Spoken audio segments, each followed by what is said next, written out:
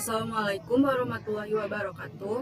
Perkenalkan, nama saya Siti Ainur Rahma dari kelompok 3. Di sini kami akan menjelaskan data warehouse. Baik, untuk materi yang pertama, di sini ada data warehouse manajemen basis data. Data warehouse merupakan sistem penyimpanan data terpusat yang digunakan untuk mendukung analisis data, pelaporan, dan pengambilan keputusan dalam suatu organisasi. Berbeda dengan database operasional yang digunakan untuk transaksi harian, data warehouse dirancang untuk menyimpan data historis yang berasal dari berbagai sumber sehingga dapat menghasilkan informasi yang lebih akurat bagi manajemen. Selanjutnya ada arsitektur data warehouse. Arsitektur data warehouse terdiri dari beberapa bagian yang saling berhubungan. Yang pertama itu ada data source, merupakan sumber data utama yang berasal dari database operasional ERP, CRM, aplikasi penjualan, maupun file Excel. Selanjutnya ada staging area, merupakan tempat penyimpanan sementara sebelum data diproses. Pada tahap ini, data belum digunakan oleh pengguna. Yang ketiga ada ETL, proses yang bertugas mengambil, membersihkan, dan memasukkan data ke dalam data warehouse. Yang keempat ada data warehouse, merupakan tempat penyimpanan utama yang berisi data historis yang telah bersih dan terintegrasi. Yang kelima ada data mart, bagian dari data warehouse yang dibuat khusus untuk departemen tertentu, misalnya keuangan atau pemasaran. Yang terakhir ada front end tools, merupakan aplikasi yang digunakan untuk melakukan aplikasi data seperti Power BI, Tableau, SQL, maupun aplikasi data mining. Baik, selanjutnya di sini ada contoh implementasi dari data warehouse. Di sebelah kiri, yang sebelah sini terdapat sumber data yaitu website, aplikasi mobile, kasir atau pos atau point of sale, sistem ERP dan CRM. Masing-masing sistem menghasilkan data yang berbeda, misalnya data transaksi, penjualan dan dari kasir, data pesanan dari website, dan stok dari ERP, dan data pelanggan dari CRM. Semua data tersebut kemudian dikumpulkan dalam data warehouse, yaitu tempat penyimpanan data yang terpusat sebelum disimpan. Data biasanya melalui proses ETL atau extract, transform, load, agar data menjadi bersih, konsisten, dan tidak terjadi duplikasi. Di sini saya akan melanjutkan penjelasan dari rekan saya sebelumnya. Sebelumnya perkenalkan, nama saya Anissa Nurainun Harahap dengan NIM 2430511072. Nah, untuk penjelasan selanjutnya yaitu ada perbedaan OLTP dan OLAP. Nah, di sini OLTP yaitu kepanjangan dari Online Transaction Processing. Nah, OLTP ini biasanya digunakan untuk menjalankan transaksi operasional sehari-hari secara real time seperti transaksi kasir, ATM, ataupun aplikasi e-commerce. Nah, untuk karakteristik dari OLTP sendiri yaitu yang pertama berfokus pada transaksi, yang kedua data itu selalu diperbaharui setiap harinya atau secara real time. Nah, yang ketiga menggunakan query sederhana dan juga cepat. Nah, yang keempat menggunakan database yang ternormalisasi.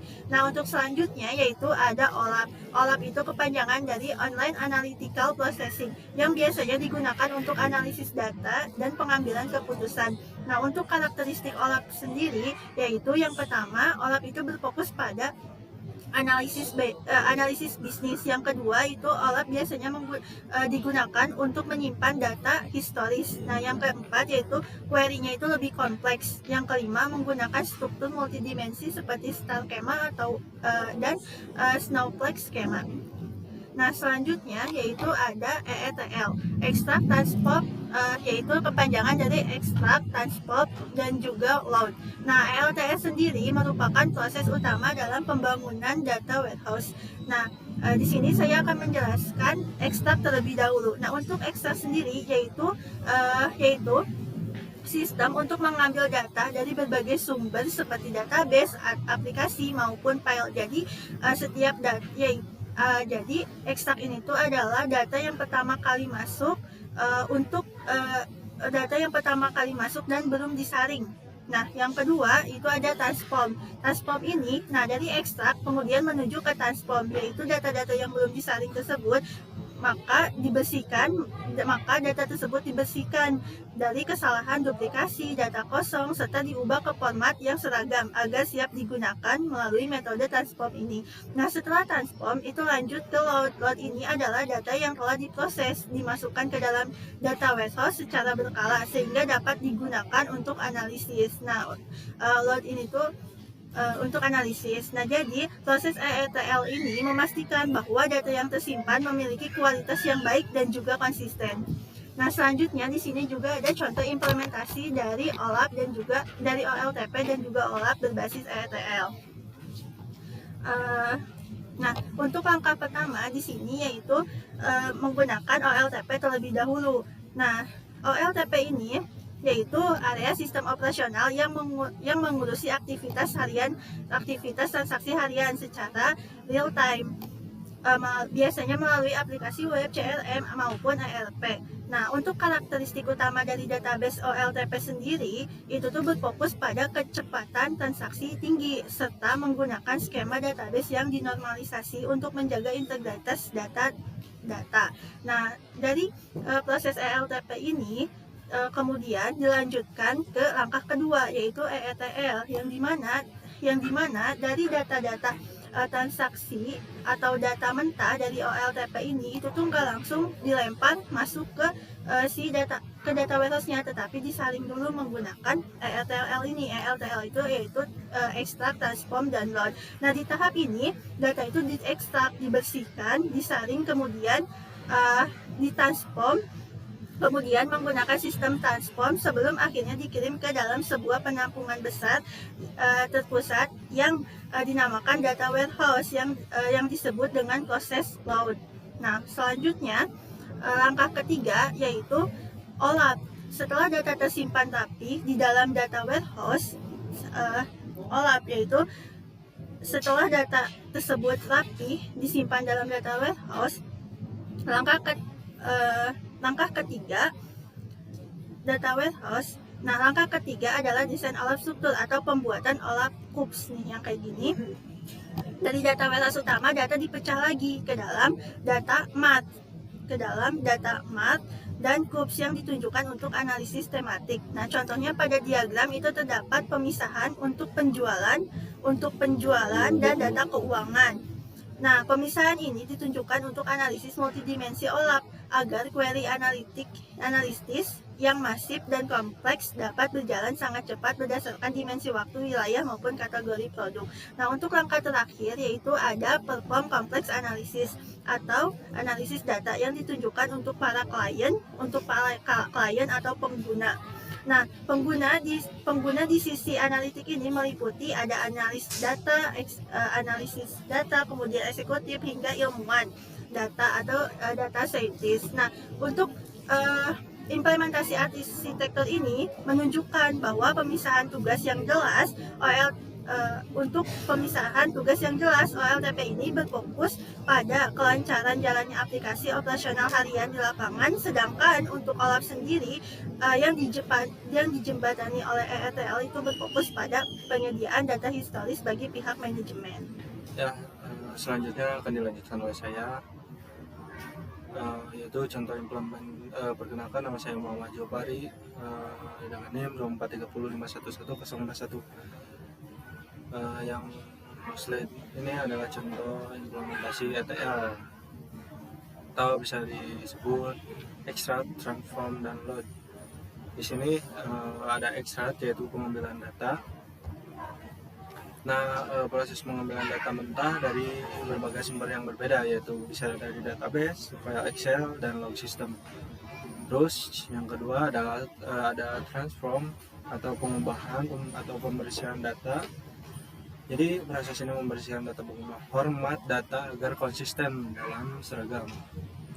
Terus langkah-langkah di dalam gambar ini ada data cleaning atau menghapus duplikasi, perbaikan nilai kosong. Terus ada data interaction atau menghubungkan data.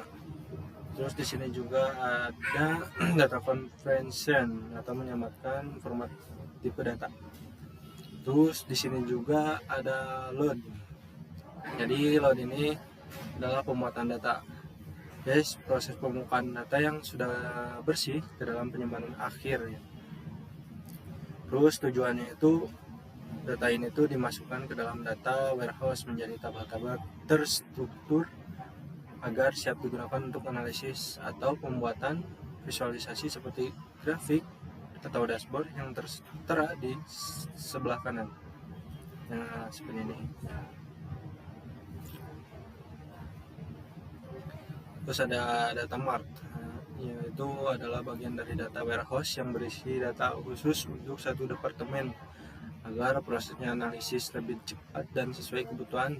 Contohnya, bagian marketing hanya mengakses data pelanggan dan penjualan, sedangkan bagian finance hanya mengakses data keuangan. Di sini juga ada contoh implementasi data mart. Jadi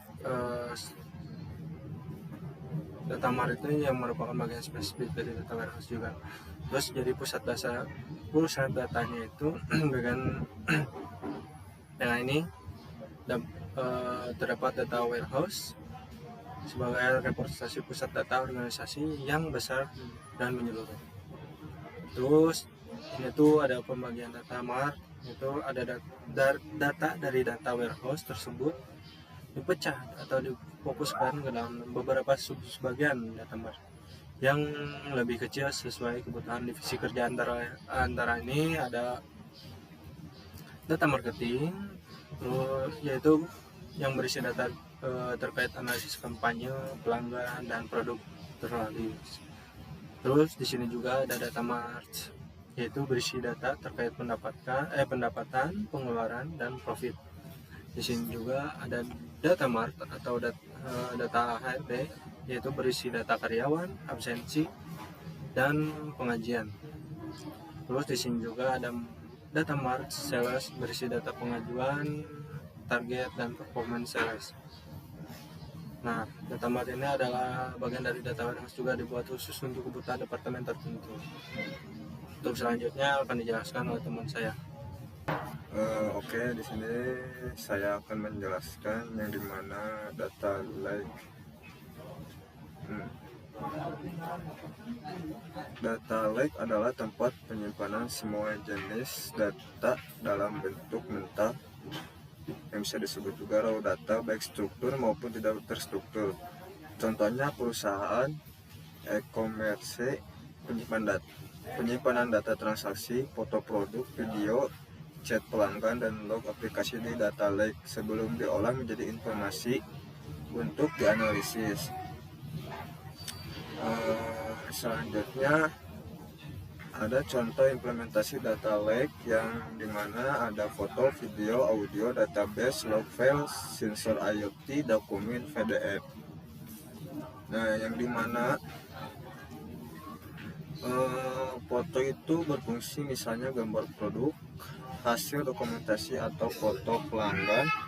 Dan yang kedua ada video, yang dimana video itu seperti rekaman CCTV, video pembelajaran atau video promosi. Yang ketiga ada audio misalnya untuk merekam suara panggilan pelanggan atau podcast.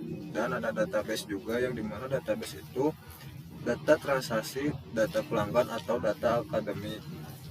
Dan ada pun log file yang fungsinya itu catatan aktivitas sistem atau aplikasi yang digunakan untuk monitoring. Adapun sensor IoT itu data dari sensor suhu, kelembapan, GPS ataupun perangkat pintar lainnya. Dan adapun dokumen PDF yang di mana itu tuh untuk laporan, arsip, kontrak atau dokumentasi administrasi.